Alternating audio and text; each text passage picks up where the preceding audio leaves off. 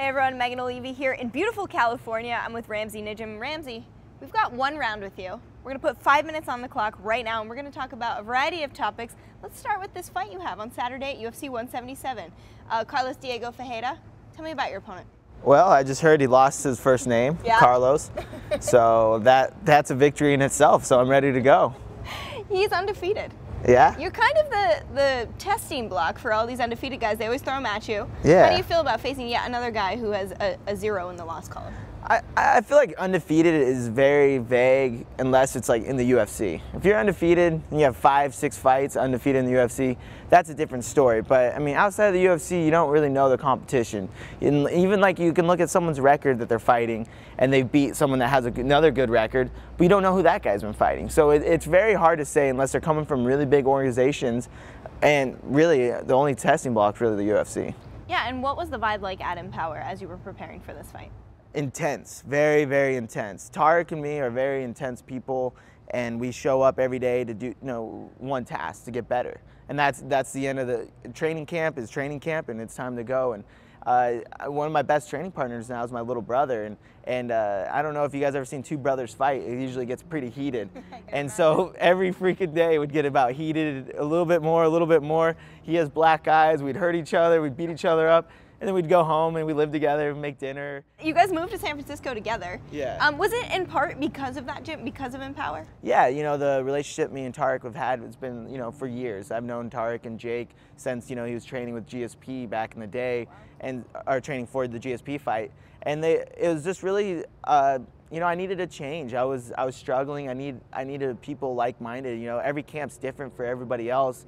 And Tarek's intensity and Jake's, intensity and the way they approach a fight is very similar to mine. So that really helped a lot. Gilbert, Melendez, his same approach. These guys come very professional, very serious, and when it's go time, it's go time. None of this pitter-patter joking around. Right. Now, how has San Francisco treated you when you're not training? Obviously, you don't have a lot of downtime right now, but do you enjoy being just in the middle of such a big city? Yeah, originally I was born out there, so I have a lot of my family there on both sides, my mom's and my dad, so I have a million cousins that live there, and it's great. I love the city. I love going into nice restaurants. I'm a little bit of a foodie, I would say, and I love trying new places and just hanging out and having a great time. It's a very diverse place, and I'm kind of a diverse person. Tell me about some of the food you like, because I've got to know. I enjoy food as well. Yeah, my one buddy has a very good Mediterranean French restaurant called Sen's that we always go to.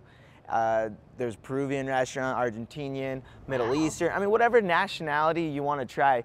There's the top of the food chain, like the very fancy, and then there's the street food that's just as good. These food trucks every day. There's a new food truck somewhere. What about the shopping? Because I've got to imagine shopping's pretty good there. Oh my gosh, I love the shopping. No, I mean, it's great. I enjoy dressing nice, and sometimes when I have time, like I like to go out and I go win a bonus. The first thing I bought was cable and internet.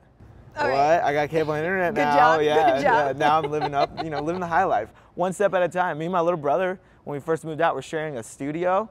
Now we have a 1-bedroom, so he sleeps in the living room. I have a 1-bedroom. I have my own room now, like a grown adult. Cable, internet. What next? I don't know. Yeah, and you're doing great in the UFC. You just put together a little bit of a win streak here. Tell me about your training camp. I read on Twitter that you said emotionally, physically, mentally, you think this was the best camp you've ever had. It was the hardest camp I've ever had. I just wanted to push myself. At the end of the day, I get ready for a fight no matter what, and I'm gonna go out and fight. But to test myself, my limits as a person, that's kind of something rare that a lot of people don't get to do. So I really pushed myself.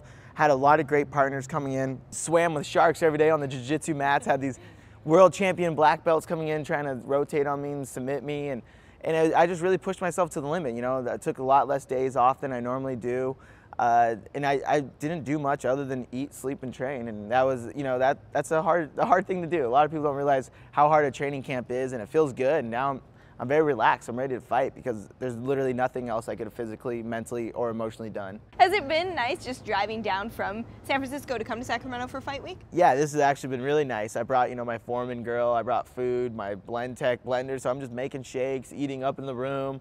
It's a lot easier. Like, I can drive to a grocery store whenever I want.